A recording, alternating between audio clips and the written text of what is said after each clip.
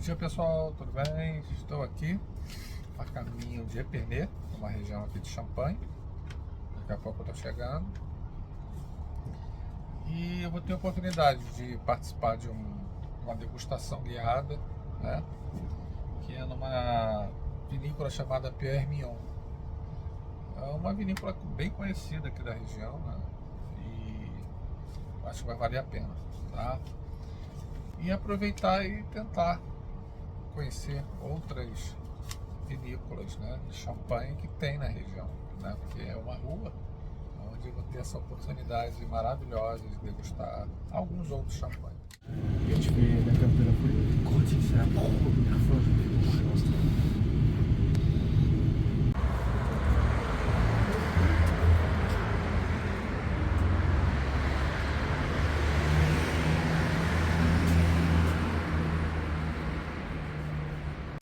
Bom, chegando aqui na vinícola Pierre Mignon, então vamos começar aqui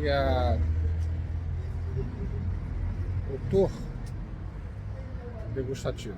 Bom, Hello my dear, welcome. Ah, bonjour. Bienvenue. I'm Ludovic, I'm the sommelier of the family. I'm an official sommelier de Champagne, teacher and judge in Viticole Lycée. I'm working with an assistant, Louis. Louis and Ludovic is the first name given to the king Fransalien people during the 5th century. His name at that time is Hrodwig. Clovis is king of Fransalien. He married Hrodohildis, a Burgundian princess, who brought probably with her Spätburgunder Pinot Noir.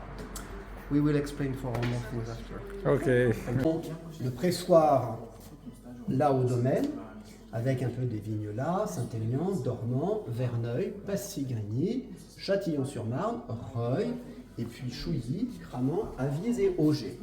Donc ça, ce sont les grands crus, la vallée de la Marne et la vallée du Surmelin. Pour vous expliquer un tout petit peu d'histoire. Premièrement, en 662, pour la troisième fois, Saint-Nivard a une vision et crée une chapelle puis une église. Ça va devenir Altum Viliare, le village en hauteur. Il réussit à créer parce qu'il est beau-frère du roi de France à cette époque. Ça aide.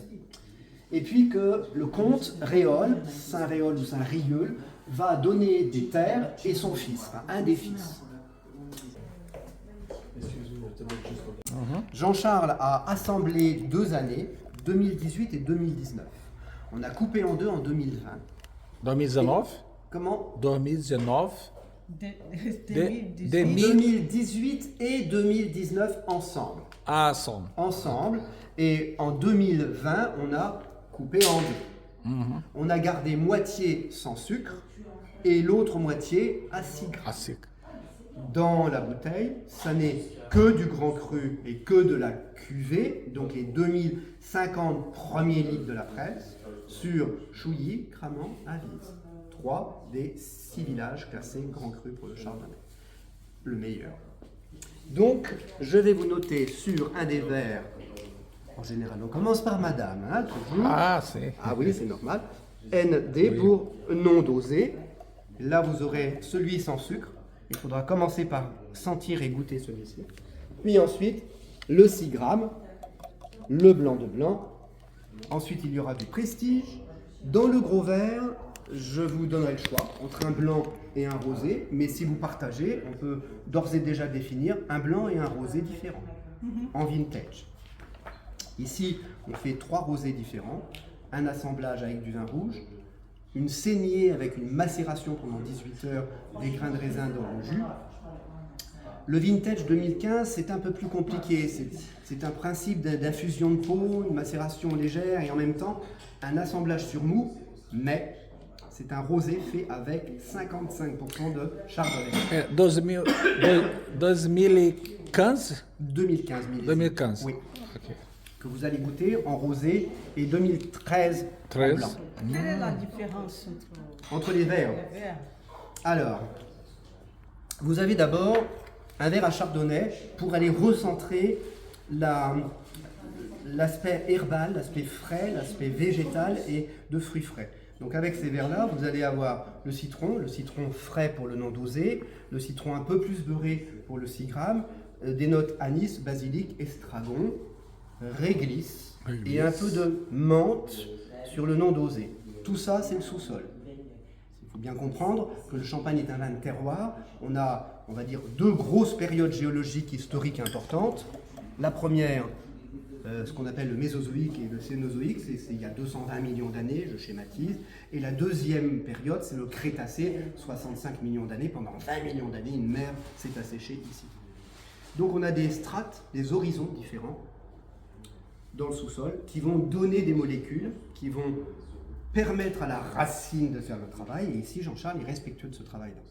Donc tous les vins vont être différents, mais avec des connotations de terroir que vous retrouverez assez régulièrement, notamment la réglisse, des notes un peu anisées, un peu marines aussi, hein, du sel, bien sûr, puisqu'on a un océan sédimenté, Tétis, et une mer sédimentée qui s'est asséchée à nouveau. La philosophie de la famille, parce que la philosophie de la famille, c'est basé sur déjà âge de level 3, mais un travail du sol, en herbage, puis, alors ça c'est pas incompatible, mais avec une philosophie sur la rondeur, sur le temps. Alors Voltis est trop jeune, les vignes sont trop jeunes, il n'y a pas assez d'équilibre entre le sucre et l'acide à l'intérieur. Et puis ici on travaille que la cuvée, hein, pour les blancs de blanc, je vous ai expliqué.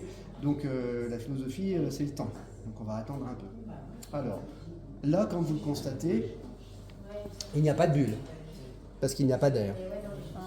Je me permets peut-être de réexpliquer aux messieurs, à moins que vous pourriez me dire pourquoi il y a de la bulle dans votre verre et pas dans la bouteille. Je twist et maintenant le travail n'est pas fait par moi mais par la bouteille quand je tourne. De l'air entre, dépression, baisse de température de 80 à 90 degrés en moyenne. Il va y avoir une vaporisation, donc un nuage. Et maintenant, on a de la nucléation qui commence. Grâce aux particules qui sont rentrées en même temps. Et le bouchon sent bon. Un petit côté citron confit, un peu tabac blanc en même temps. Nossa, fantástico isso. Donc si vous avez un verre parfaitement propre, vous n'aurez pas de bulle. Pas de nucléation possible parce que pas de poussière, donc pas d'air. Doser, remplir ce qui manque dans la bouteille, et ça peut être du vieux vin, ça peut être dosé ou pas dosé, ça peut être 13 bouteilles ouvertes, et la 13e elle sert à remplir les 12 précédentes. Mais on peut aussi avoir la machine à doser à la maison, ce qu'on dit comme maison également, où il y a une recette un peu confidentielle, souvent, qui inclut un certain pourcentage de sucre. Et le sucre peut ne pas être le même aussi. Hein. On peut utiliser du sucre de canne, du sucre betterave, on peut utiliser du MCR, du mou concentré réduit. Par un pas très connu, Célestin III en 1192. Et particularité de ce fromage, il va vous connecter à plus de salivation, plus de sels minéraux. Et en même temps, après la salivation, vous allez avoir un rétro-effet un peu sur la ferme et sur le lactose, le lacté, l'étable un peu. Je suggère toujours d'aller sentir, goûter tous les vins et ensuite de revenir, de prendre un petit peu de tête de moine, remplir ce qui manque dans la bouteille, et ça peut être du vieux vin, ça peut être dosé ou pas dosé, ça peut être 13 bouteilles ouvertes et la 13e elle sert à remplir les 12 précédentes. Mais on peut aussi avoir la machine à doser à la maison, ce qu'on dit comme maison également, où il y a une recette un peu confidentielle souvent qui inclut un certain pourcentage de sucre, et le sucre peut ne pas être le même aussi. Hein. On peut utiliser du sucre de canne, du sucre betterave, on peut utiliser du MCR, du mou concentré réduit. Et puis, je vais vous servir le rosé pour qu'il respire. Ici, on travaille encore une fois sur le temps, aussi dans un testing. L'idée, c'est de donner du temps au vin pour s'exprimer. Je vous rappelle que le champagne est un vin avant toute chose. Il y a du terroir. C'est comme en Alsace. J'ai plein d'amis alsaciens un peu qui font du vin.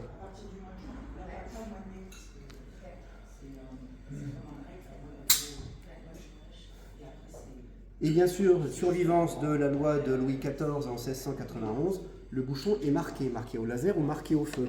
Rappelez-vous qu'à partir de 1691, Louis XIV a promulgué un édit dans son royaume, une ordonnance royale, où il explique de manière extrêmement claire que personne dans son royaume n'a le droit de vendre du vin en bouteille. Pas même Dom Pérignon, pas même le duc de Bourgogne. Personne. Il voulait lutter contre les contrefaçons de vin. Les vins sont vendus en fût, en barrique, en tonneau, en nuit, en queue, en tout ce que vous voulez, marqués au feu. 1, 2, 3, 4 premiers, je suggère d'aller déstructurer cette petite feuille. C'est une feuille d'huître qui va vous connecter de manière très intense à l'océan de la Biole. A vida é uma mesa, sempre a nos surpreender. Com a gastronomia, nunca vamos esquecer.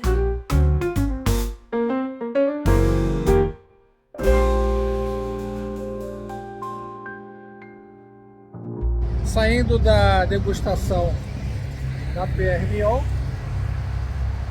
agora estou na Rua da Champagne, no roteiro da Champagne.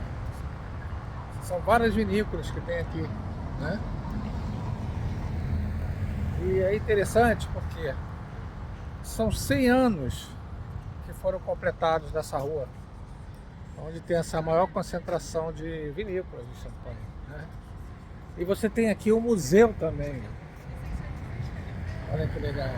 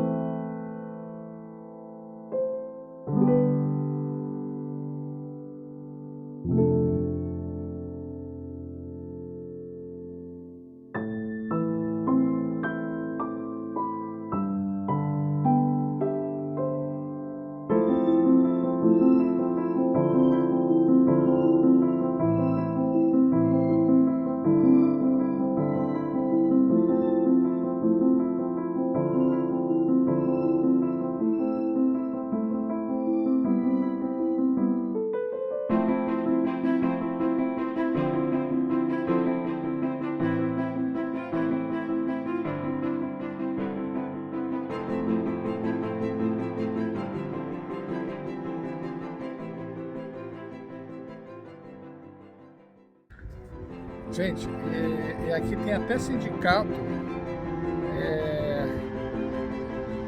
engenheiro de Champagne.